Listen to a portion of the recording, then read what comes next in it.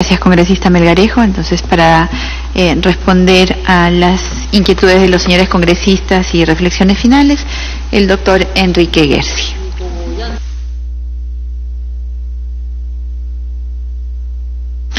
Muchas gracias, señora presidenta. Se han dicho cosas sumamente importantes. Voy a tratar de ser lo más sintético posible. Creo que este proyecto se debe archivar por las razones que ya hemos señalado, porque es deficiente, es francamente inconstitucional. Pero este proyecto debe ser una oportunidad, señora presidenta, para iniciar un debate, y un debate positivo. Algunos de los señores congresistas que me han antecedido en el uso de la palabra, el congresista Neira, la congresista Alcorta, la congresista Melgarejo, el congresista Quintanilla, se han hecho la pregunta si no hay otras opciones, si no es posible avanzar en opciones distintas. Claro que las hay, y creo que sería sumamente importante. Por supuesto, no es algo que podamos agotar el día de hoy, que estamos discutiendo un tema, un proyecto en particular, pero creo que valdría la pena que el Congreso de la República se adelante y marque la agenda. En política uno no tiene que seguir la agenda de otro, uno tiene que marcar la agenda, y esta corporación, el Congreso de la República, es el que legisla. Entonces yo creo que sería importante que el Congreso, convocando por supuesto a representantes del Ministerio Público, del Poder Judicial, colectivos de todo tipo, profesores universitarios, pudiéramos hacer una gran discusión acerca de la reforma de la Administración de Justicia en general. Pero una reforma de fondo, no una cosa plebiscitaria para solucionar un estado de ánimo de un determinado momento. La Constitución claramente establece que el poder de administrar justicia emana del pueblo. Entonces, ¿por qué no desarrollamos ese concepto? Yo creo que deben legislarse formas de participación popular en la administración de justicia. Y creo que esa es la alternativa. A la concentración de poder se le controla con competencia y con participación ciudadana. Por ejemplo, si me dijeran el día de hoy qué me gustaría explorar en una reforma del Ministerio Público, además de eliminar el monopolio de la acción penal y devolverle a todos los ciudadanos el derecho de recurrir directamente al Poder Judicial para buscar la persecución de un delito que los agravia, yo creo que deberíamos buscar fórmulas que permitan una mayor eficiencia en las acusaciones y los procedimientos que son iniciados por el Ministerio Público. Se ha importado, de hecho, en el Perú, desde prácticamente el inicio de la República. El doctor Pázar ha escrito varios libros sobre la ley importada. Y en materia de derecho penal, lamentablemente se ha importado el sistema acusatorio del mundo anglosajón de una manera, yo diría por lo menos fragmentaria e incompleta. Porque tenemos un fiscal, ¿no es cierto?, que es el titular de la acción penal, que es el que investiga, que es el que acusa, pero en el sistema anglosajón, en primer lugar, el fiscal de distrito es electo por voto popular. Es el primer peldaño que un joven político ocupa en el sistema anglosajón, ¿no? Un joven ambicioso o una joven ambiciosa que quiere iniciar una carrera política, empieza por perseguir el delito.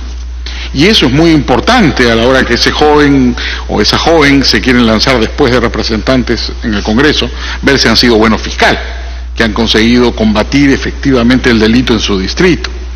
Pero dependiendo de los delitos, un fiscal en el sistema anglosajón no puede presentar un caso directamente al juez. Hay un llamado jurado de acusación, denominado el gran jurado. Los fiscales necesitan la aprobación de un jurado de acusación, de un gran jurado, para poder formalizar su caso. No es que un fiscal ejerce el poder enorme que le da el sistema acusatorio a su voluntad. Está sujeto a un sistema de check and balances, como es todo el sistema anglosajón. Lamentablemente, quienes redactaron el Código Procesal Penal, ¿no es cierto?, introdujeron el sistema acusatorio, pero sin el sistema de check and balances, sin el complemento. Simplemente el Ministerio Público concentraba todo el poder, era el que investigaba, la policía estaba bajo su control y actuaba directamente sin ninguna forma de limitación.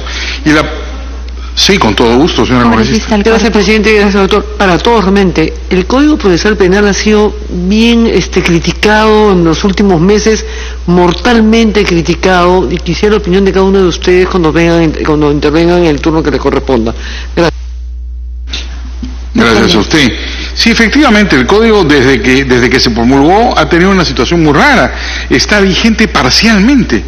Nunca he visto un código en la historia del Perú, en la historia legislativa peruana, que es bastante singular y anecdótica, esta situación en la cual todavía el Código Procesal Penal no está completamente vigente, porque en Lima está parcialmente vigente. Es una cosa un poco loca. Cuando uno le explica a los colegas extranjeros, les debe haber pasado a mis colegas acá, que vienen profesores argentinos, chilenos, españoles, y uno le dice, bueno, ¿y cuál es el código que rige? Tú les tienes que explicar, bueno, hay un código que rige en un pedazo del Perú y otro que rige en una ciudad, pero a medias, porque hay unos artículos que sí rigen y otros que no rigen, se matan de risa. Dice, ¿pero qué es eso? Claro, eso es un enredo absolutamente innecesario, que es fruto, creo yo, de importar leyes. Importar leyes no es como importar autos, importar leyes no es como importar computadoras. Las leyes están en función de la sociedad, reflejan la sociedad. Entonces esta compulsión que hemos tenido no es un mal solo de ahora, es un mal inveterado en la República de importar legislación, en mi concepto, hace muchos años, ¿no? De manera que creo que esta es una oportunidad. Toda crisis ofrece una oportunidad y creo que esta es una buena oportunidad para abrir un debate profundo, sincero, importante sobre la administración de justicia en su conjunto, que no sea coyuntural, porque cuando uno legisla para la coyuntura pasan estas cosas, pues. Alguien se apura, la gente se asusta, que capitalizar un estado de ánimo, la gente en realidad en la opinión pública no tiene muy claras las sutilezas ni la importancia de las instituciones legales, y eso produce una serie de problemas en mi concepto. El congresista Quintanilla también se preguntaba qué está pasando en el Ministerio Público. ¿Hay una crisis en el Ministerio Público? Efectivamente, hay una crisis en el Ministerio Público y hemos visto, como abogado ejerciente, además, lo digo con toda sorpresa, enfrentamientos enconados en el Ministerio Público, que uno sabía que había diferencias de criterio, pero no que había bandos. Y eso es un descubrimiento de toda esta crisis. Yo creo que en una sociedad democrática, por supuesto, la unanimidad no es deseable y nunca sucede, habrá diferentes de criterio, cada uno tiene sus puntos de vista, eso es correcto, pero la defensa y la construcción de instituciones creo que requiere un trabajo profundo en el cual las diferencias se ventilen democrática y racionalmente y no produzcan este nivel de enfrentamientos que hemos estado viendo dentro de una institución que no es común y corriente. Yo les decía, y vuelvo a reiterarlo, y es una conclusión de mi participación, el funcionario más poderoso del Perú es el fiscal provincial. Ni siquiera el fiscal supremo dictamina, no tiene ningún poder. El funcionario más poderoso del Perú es el fiscal provincial. Este fiscal de investigación preparatoria, ¿no es cierto?, es un hombre, una mujer que controla la maquinaria represiva del Estado, activa la maquinaria represiva del Estado. Y el poder que tiene es la esencia de la democracia, pero también el equilibrio que la democracia tiene que tener. De manera que yo creo que ahí es indispensable aprovechar toda esta discusión que es finalmente política, que es finalmente de legitimidad democrática, para componer lo que está mal y tratar de salir adelante, porque legislar así improvisadamente, porque pasó una cosa, porque no me gusta la cara de este señor o la cara de aquella señora, termina siendo la peor manera de legislar. Sobre el tema que se preguntaba la congresista Alcorta, respecto si los adjuntos pueden ser titulares, si es posible aguar la sopa un poco y que entren los adjuntos a las juntas fiscales. A mí me parece que hay un problema bien complicado ahí, porque es un problema de rango. No pueden los fiscales supremos adjuntos integrar la Junta de Fiscales Supremos porque no son fiscales supremos, son fiscales superiores. Simplemente no puede, sería como, ¿no es cierto?, como que le diéramos voto en la sala plena de la Corte Suprema a los fiscales, a los jueces supremos provisionales. Sería exactamente lo mismo. Y los jueces supremos provisionales integran la Corte Suprema, participan de la sala, votan, resuelven, pero son provisionales porque son jueces superiores. no son jueces supremos, no pueden formar parte del mecanismo de gobierno, forman parte del mecanismo de administración de justicia como asistentes. Sí, con todo gusto. Respecto a eso, gracias. ¿Por el espacio jerárquico, porque no hay el espacio jerárquico del cargo en ese momento, porque está copado, o porque solamente porque son una situación inferior al superior, nada más? Por varias razones. En primer lugar, porque la ley orgánica del Poder Judicial les da un nivel y un rango distinto. El juez superior no es un juez supremo. En segundo lugar, por el título legal que tienen. Han sido designados jueces superiores, no jueces supremos, fiscales superiores, no fiscales supremos. Ellos tienen una encargatura administrativa y por eso son adjuntos, pero no son titulares. Son 5 supremos, titulares, adjuntos son muchos más. Igual que los jueces supremos adjuntos, digamos los provisionales, porque en el Poder Judicial se llaman provisionales. Después, ha habido una serie de comentarios más.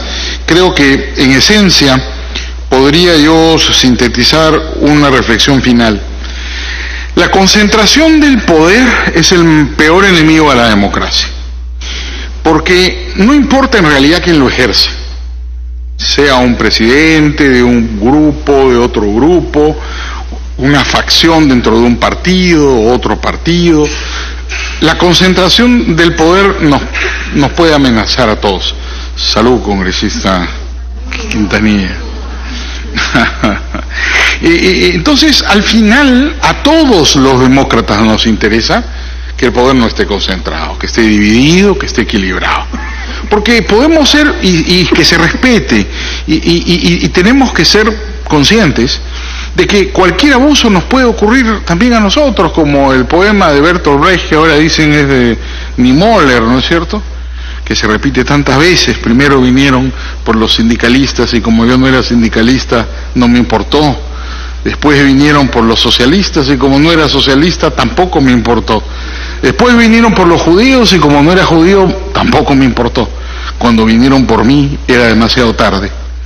En esa síntesis del peligro que significa la concentración del poder, creo yo que los demócratas que estamos aquí reunidos, todos, de izquierda, centro, derecha, liberales, conservadores, todo lo que la variopinta representación parlamentaria contiene, la reflexión básica debe ser, oye, el poder es un animal muy peligroso que hay que mantener encadenado, debidamente organizado y ejercido, en primer lugar, con equilibrio, con ecuanimidad, ¿no es cierto?, con orden, y evitar el abuso del poder.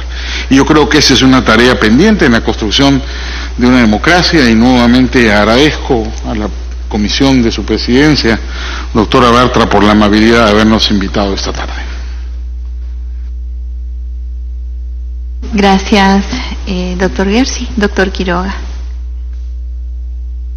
Muchas gracias, señora presidenta. Son temas puntuales que tengo anotado acá para poder desarrollar. Los fiscales son nombrados, igual que los jueces, para un determinado puesto en un determinado territorio. Es decir, yo no puedo ser juez de primera instancia en Lima y luego pretender ejercer en Tacna o en Tumbes. Tengo una adscripción a un territorio y tengo un puesto determinado que es al cual he concursado. Por eso es que en el ex Consejo de la Magistratura se abrían plazas, 4 para jueces superiores en Tacna, 3 para jueces superiores en Piura, 1 en Iquitos, y ese nombramiento está adscrito a eso. Lo mismo pasa con los fiscales. Los fiscales superiores tienen un rango, tienen unos requisitos determinados y son nombrados, se le da un título al nombre de la nación que les designa fiscales superiores en una determinada plaza. La plaza de adjuntos es plaza de fiscales superiores, que pueden ser adjuntos o que pueden crearse después como plazas adjuntas y se cubren con fiscales superiores. Hay 2 vías, o bien se crea una plaza de adjunto y se rellena con fiscales superiores designados, o bien se designan fiscales superiores como adjuntos. Por lo tanto, el nombramiento constitucional es fiscal superior. La pregunta es entonces, ¿puede un fiscal superior integrar la Junta de Fiscales Supremos? Creo que no. Por su propia definición creo que no. Lo que pasa es que hay un juego de palabras. Es fiscal supremo adjunto, le hace fiscal superior, ¿no? Entonces el proyecto de ley dice, se cumple con la Constitución porque hay Junta de Fiscales Supremos.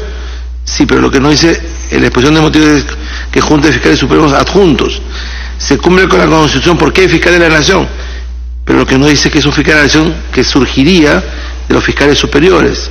Entonces, volviendo a la analogía, es como si un proyecto de ley declarara emergencia el Poder Judicial, cesara al presidente de la Corte Suprema, cesara a todos los vocales de la Corte Suprema y crearía una sala plena de la Corte Suprema constituida por todos los jueces superiores con más de 10 años.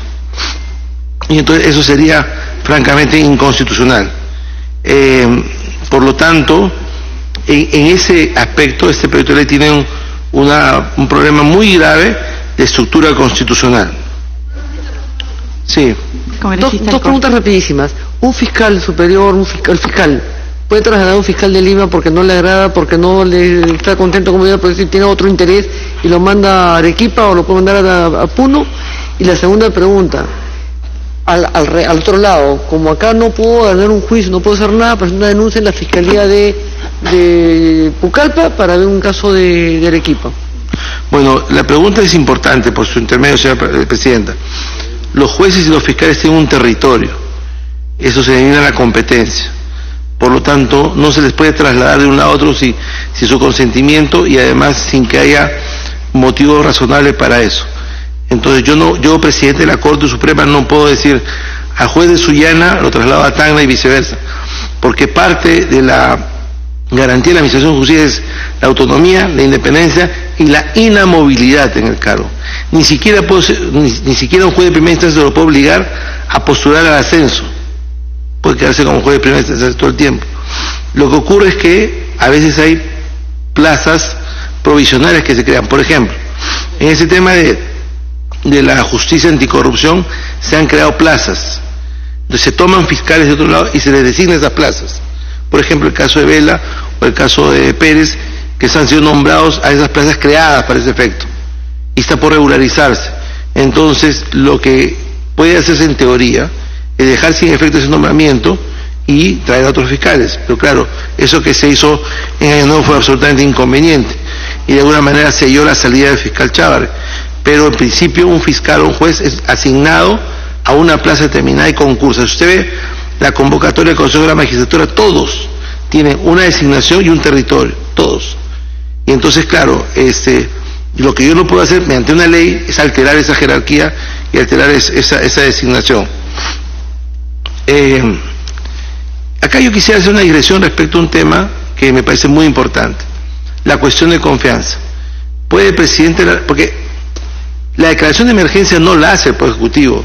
El Poder Ejecutivo lo que hace es tiene una iniciativa de ley para que el Congreso declare en emergencia al Ministerio Público. Y eso es lo que el Congreso no puede hacer.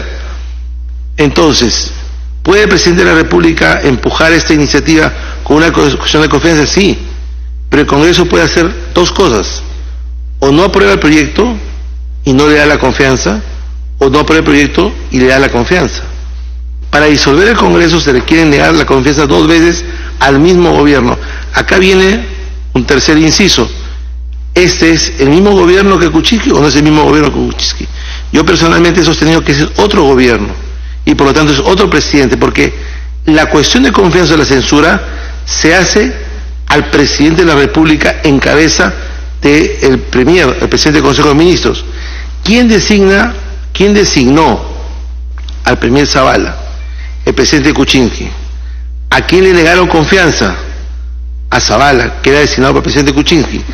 Esa negación de la confianza no se arrastra, como no se arrastra la negación de confianza de Humala. Cesan como presidente. Cada presidente nombra a un presidente del Consejo de Ministros y de acuerdo con él nombra al resto de los ministros. Otra interrupción, vicepresidente. El Ejecutivo, gracias Presidenta, a través suyo, ¿el Ejecutivo hace confianza, cuestión de confianza por otro organismo? ¿Puede hacerlo? ¿O solamente en su competencia el Ejecutivo, por el Ministro de Educación, por un proyecto de ley, por el gabinete, por una inconducta del Premier, por un proyecto? Acá llegan proyectos que se le da prioridad al Ejecutivo siempre. Claro, la Constitución no establece un límite. Se puede hacer cuestión de confianza por una decisión, se puede hacer cuestión de confianza por una política, se puede hacer cuestión de confianza por un proyecto de ley, o se puede hacer cuestión de confianza porque quiero tener mayor gobernabilidad. No hay un límite para eso, pero lo que yo he sostenido y sostengo es que la cuestión de confianza se hace respecto de un premier designado por un presidente. En consecuencia, si se hiciera cuestión de confianza y se negase, esta sería la primera, no la segunda.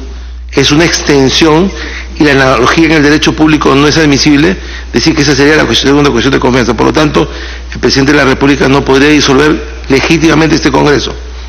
Pero aún en el supuesto que fuera la hipótesis contraria, ¿cuál es el problema en que el Congreso no apruebe la ley y otorgue la confianza? Si la apertura de la disolución se da cuando se niega la confianza. Viene el presidente del Consejo de Ministros, hace cuestión de confianza y el Congreso le reitera la confianza. No hay cómo decir que automáticamente yo censuro y me siento que me han negado la confianza. El congresista Quintanilla preguntaba cuál era la solución. Cuando uno da clases en la Facultad de Derecho, y a mis colegas les sucede lo mismo, se presenta una cosa que llama el astigmatismo jurídico, y es que preparamos a los estudiantes para resolver los problemas más complicados y más lejanos, y a veces no se dan cuenta que la solución está mucho más cerca. Se pierde de perspectiva lo inmediato y uno tiende a pensar en el fondo del asunto. Entonces, frente a este problema, esta crisis constitucional creada por el empecinamiento del señor Chávarri de estar en el cargo de fiscalía, en la Fiscalía de la Nación y tal, ¿cuál era la única solución constitucional? Que nadie la vio. Es consensuar en el Congreso, sea por la presión de la opinión pública, sea por la presión de los medios, sea por la presión del Ejecutivo, sea por la propia presión de la coyuntura. Pero la solución estaba acá en el Congreso, a través de las acusaciones constitucionales que estaban vigentes. Eso no tenía por qué salir fuera del Congreso con iniciativas legislativas tan jaladas los pelos como esto. Entonces, frente a esta situación, que también pasa por el Congreso, que implica aprobar una ley con una votación especial, por ser ley orgánica, para llegar a que se pueda aprobar, a pesar de la amenaza, cierta o no cierta, de una cuestión de confianza, la solución estaba en que las fuerzas políticas se pusieran de acuerdo a darles salida a un impasse constitucional. Al final, como yo lo dije hace 3 o 4 días, el fiscal Chávarri, con el intento de destituir a Vela y a Pérez, se dio su salida y se dio su partida de función. Y ha tenido que renunciar frente a la crisis que había creado en el Ministerio Público y una crisis constitucional. Pero la solución estaba acá en el Congreso. La señora congresista Melgarejo pregunta ¿qué hacer? Yo creo que eso es una excelente oportunidad para 2 cosas, recogiendo también lo que han señalado mis colegas. En primer lugar, reflexionar acerca de cuál es el rol verdadero del Ministerio Público en una democracia constitucional. Bien es verdad que la actual ley orgánica del Ministerio Público tiene más de 20 años. En segundo lugar, una Junta de Fiscales Supremos con 5 miembros es una junta que no funciona. Uno de ellos tiene que ir al Jurado Nacional de Elecciones. El otro tiene que iba al Consejo de la Magistratura. Entonces, un órgano colegiado de 5 miembros era muy fácil dar lugar a un impasse. Como que se dio 3-2. 2 no daban, los otros 3 tampoco. Y ahí fue la fuente formal de esta crisis política. A través de una ley orgánica, lo que puede hacer es ampliarse la base de la Junta de Fiscales Supremos, es decir, crear plazas de fiscales supremos por ley que sean concursadas debidamente por la actual Junta Nacional de Justicia. Por ejemplo, Fiscal Supremo Anticorrupción, por ejemplo, Fiscal Supremo de Control Interno, por ejemplo, Fiscal Supremo de delitos de lavado de activo o de criminalidad organizada, o que fuera, crear plazas, por lo menos unos 10 fiscales, o normalmente los órganos colegiados tienen números impares, unos 9 u 11 fiscales supremos que den un quórum distinto y que impidan el impasse que se ha dado. Pero eso tendría que ser a través del sistema constitucional, un proyecto de ley orgánica que modifica la ley orgánica y que crea plazas para ser concursadas por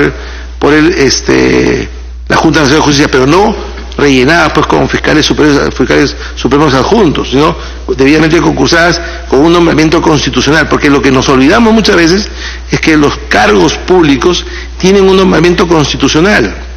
Y decía yo hace un rato, hay un ex fiscal adjunto que nunca pasó de ser fiscal superior, que fue desaprobado varias veces por el Consejo de la Magistratura y se jubiló como fiscal superior y sin embargo todo el tiempo declara como fiscal supremo.